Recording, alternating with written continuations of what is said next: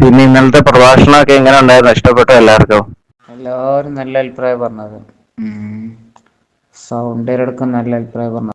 അടിപൊളി പ്രഭാഷണം. പിന്നെ അതേമാതിരി കഴിഞ്ഞ എല്ലാം അങ്ങനെ ഉണ്ടല്ലോ, കുറച്ച് നാലഞ്ച് ആൾക്കാരല്ലോ.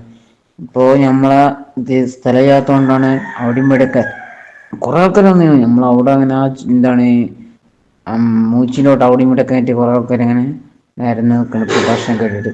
പിന്നെ ഞങ്ങൾ സൗണ്ട് കേട്ടിട്ട് ആണ് മറ്റേ ഇവർ വന്നത്. അതേ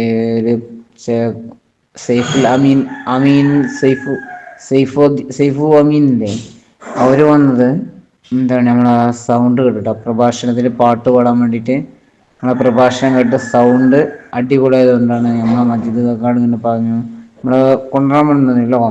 മൂപ്പരോട് പറഞ്ഞു, മൂപ്പര് പറഞ്ഞ് ഞാൻ സംസാരിച്ചു നോക്കാം. അങ്ങനെ മൂപ്പര് സൗണ്ട് കേട്ടിട്ടാണ് നമ്മളെ പ്രഭാഷണത്തിന് വന്നിരിക്കുന്നത്. അതായത് പാട്ടാണ്, നല്ല അടിപൊളി പാട്ട് തന്നെ, ബുർദന്റെ പാട്ടായിട്ടും കൂടിയാണത്. അതുകൊണ്ട് അവരെ കൊണ്ടും കൂടി പാട്ടെടുപ്പിച്ചപ്പോൾ എന്ത് രസം എന്ന് പറയുക. മൂപ്പര് സൗണ്ടിലും എന്നോട് പറഞ്ഞു, സൈഫു അമീൻ സൈഫു എന്നോട് പറഞ്ഞു, ഷമീറ അടിപൊളി സൗണ്ടാട്ടോ, ഇത് ഒരിക്കലും മറക്കാൻ പറ്റാത്ത അത്രയും അടിപൊളി സൗണ്ടാട്ടോ.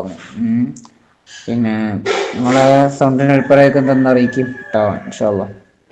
മാഷാ അല്ലാ, മാഷാ അല്ലാ. എല്ലാവർക്കും അപ്പൊ ഇഷ്ടപ്പെട്ടല്ലോ? അൽഹംദുലില്ലാ, അത് മതി.